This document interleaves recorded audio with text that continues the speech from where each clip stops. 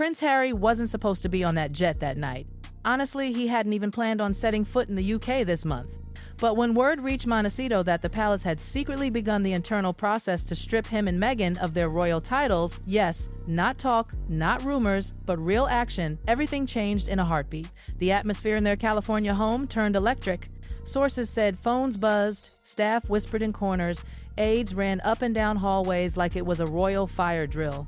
Harry's team tried to calm him, but one look at his face told them it was useless. His jaw clenched, his eyes burned with panic, and while everyone else scrambled for statements and spin control, Harry uttered 4 words that sliced through the noise. "Get me to London." There was no press release, no PR cushioning, no attempt to soften the blow. He refused it all. He didn't want to hide behind polite words this time. He wanted one thing, a confrontation, face to face before the decision became irreversible. Within hours, a private jet was fueled and waiting. He boarded it alone. No Meghan, no kids, just a man racing toward the very storm he'd spent 4 years trying to escape. But the real twist? The person Harry was desperate to reach wasn't King Charles, it was William. And that fact alone said more than 1,000 statements ever could. For months, whispers had floated through Buckingham Palace corridors, rumors of a quiet power shift. A new force rising, not in title, but in temperament. Charles, weary from illness and endless headlines, had reportedly softened into a peace-loving monarch who avoided confrontation. But William?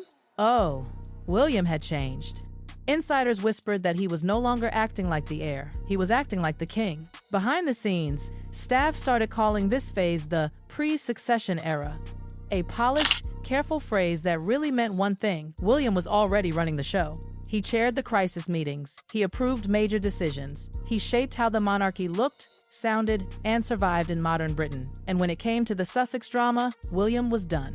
He'd had enough of the chaos, the Netflix deals, the tell-alls, the public digs. He wanted a monarchy that looked disciplined again, clean, steady, and above all, respected. For Harry, that realization hit like ice water. The brother who once protected him from the media, who stood shoulder to shoulder with him after their mother's death, was now the one holding the axe. As Harry's jet cut through the night sky toward London, another quieter storm was building in the palace itself. It wasn't even about him this time. It started with Prince Andrew and Sarah Ferguson.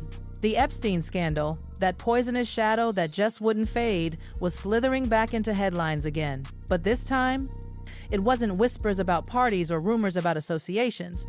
No, the word inside the palace was darker emails, transactions, maybe even financial links. Serious, dangerous stuff. Whispers claimed Scotland Yard might have been influenced in the early days to discredit one of Epstein's accusers, Virginia Roberts. If even a fraction of that were true, it would rattle the monarchy to its core. And then came Fergie, Sarah Ferguson herself. People close to the palace claimed she might have accepted over £2 million from Epstein over the years. Some even said he'd quietly kept her lifestyle afloat for nearly 15 years. To William, this wasn't just scandal, it was rot. Rot spreading inside the very walls of the institution he was born to defend. He saw the monarchy bleeding credibility, the tabloids circling like sharks, and in that moment he decided, if the family won't clean itself up, I will. That choice set off a domino effect that no one could stop. It was the decision that pushed Harry onto that jet, desperate to stop what was already in motion. Sources close to the situation claimed William had quietly assembled a team of legal experts, the kind who studied constitutional loopholes, historic royal precedents, and the rare legal pathways that could remove titles. This wasn't about emotion, it wasn't revenge. It was strategy, pure, meticulous, cold strategy. The plan was simple but ruthless. Step 1. Use Prince Andrew as the test case. Not out of sympathy, but to create the official procedure for title removal in the modern monarchy. Step 2. Once that legal door was open, apply it cleanly, legally, publicly to Harry and Meghan.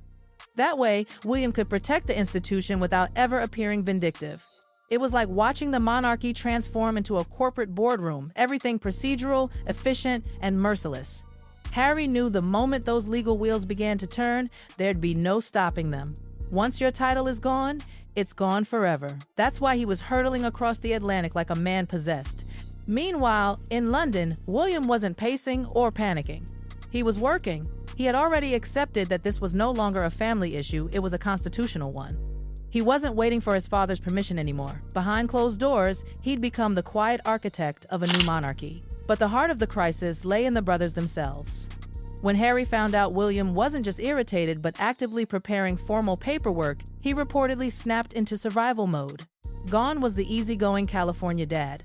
Gone was the confident memoir writer who exposed royal secrets. What remained was a man terrified of losing the last symbol of who he used to be. He refused to communicate through aides or lawyers. He wanted to look William in the eye, to plead, to reason, to fight for a piece of his identity.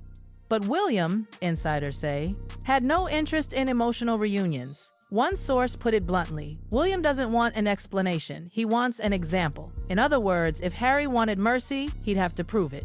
That meant shutting down all public digs, halting future memoirs, distancing himself from Meghan's commercial ventures, and stopping the use of their royal identities for profit. Basically, erase the last 4 years and start over as the quiet, obedient royal he once was. It wasn't a negotiation, it was an ultimatum. And Harry knew his brother wasn't bluffing. The paperwork was already drafted. The palace machine was moving. Once the final signatures landed, the Duke of Sussex would no longer exist. He'd simply be Henry Charles Albert David Mountbatten Windsor, a name that sounded less royal and more like a stranger to himself. That thought haunted him as his plane sliced through the night clouds. He wasn't just flying home, he was flying toward erasure. Back in London, another figure sat awake, King Charles. Alone in his study, papers spread across the desk, his crown invisible but heavy. He looked exhausted, like a man torn in two. To one side, tradition. To the other, fatherhood. He still saw Harry as the boy who'd followed Diana's coffin through silent crowds, the boy who lost his mother, his direction, and maybe even his sense of belonging. But the pressure on him now was merciless. The government had already whispered warnings, another scandal, another crisis, and we might have to intervene. Charles couldn't let that happen. The monarchy had survived centuries by one brutal rule: when forced to choose between blood and crown, you choose the crown. He looked at William, steady, strategic, already kingly. Then at Harry, emotional, unpredictable, forever in headlines. And for the first time, Charles faced the cruel truth all monarchs learn sometimes: love is the luxury you can't afford. As dawn crept across the Thames, Harry's plane began its descent. Every mile closer felt like a countdown. He wasn't just fighting for dignity now, he was fighting for his family's future. Because once those titles vanished, the fallout would be devastating. Meghan would become Mrs. Mountbatten Windsor, stripped of the Duchess brand that had built her global presence. Archie and Lilibet would lose their prince and princess identities, their symbolic shield of belonging. And Harry himself? He'd lose the only thread connecting him to the life he was born into. The dominoes wouldn't stop there. Every deal, books, Netflix, documentaries, speeches had been bought because he was Prince Harry. Without that royal shine, the couple's brand would dim. In Hollywood, perception is power. Once the royal glow fades, so do the invitations, the contracts, the attention. One palace aide allegedly summed it up cruelly but truthfully: without the titles, they're just another celebrity couple with a podcast and a past. And that was Harry's deepest fear: not money, not fame, but disappearance. The thought that the world his children were supposed to inherit could vanish overnight because of one man's pen stroke. As morning light broke over Buckingham Palace, the guards changed shifts. The streets outside buzzed with tourists, unaware that history had quietly shifted inside those stone walls. William stood by the window of his office, staring out not as a brother, not even as an heir, but as a man who had made the hardest decision of his life. He had done what others couldn't. He had cut away the chaos to protect the crown. He didn't celebrate, he didn't smile, he didn't need to. He looked ready. Ready for the throne long before it's his by title. Ready to lead with steel, not sentiment. Ready to preserve the monarchy, even if it meant breaking what remained of his family. Across the ocean, in Montecito, Harry would soon awaken to a new reality. A world where the institution he once defied had moved on without him. The palace doors were shut. The royal crest erased from his name. The legacy, gone. But this isn't really the end, is it? It's the start of a new royal chapter. One colder, sharper, more strategic than ever before.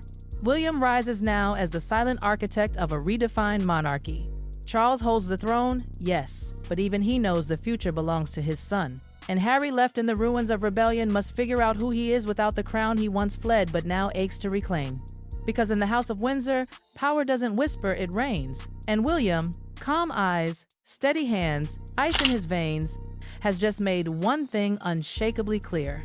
He isn't waiting for the crown. He's already wearing it. And yet, somewhere deep beneath that royal steel, a flicker of old brotherhood still lingers. People close to the palace whisper that even as William signs documents and solidifies decisions, there are nights he sits alone, replaying the laughter he once shared with Harry.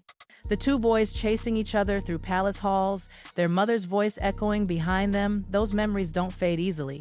But in the battle between duty and love, nostalgia loses. William's hand may tremble for a second, but his resolve does not, because in his mind, the future of the crown demands sacrifice, and Harry became the cost.